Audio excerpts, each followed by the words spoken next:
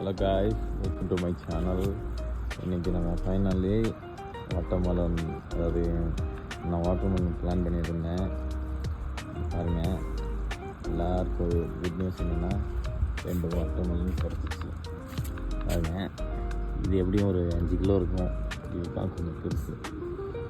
பார்த்தீங்களா, என்னோடய வாட்டர்மெலன் பிளான்லேருந்து கிடச்ச வாட்டர்மெலன் எவ்வளோ பெருசாக இருக்குது பாருங்கள். இன்னும் நிறைய போட்டிருக்கோம், இதுக்குள்ளாடி இருக்கும்.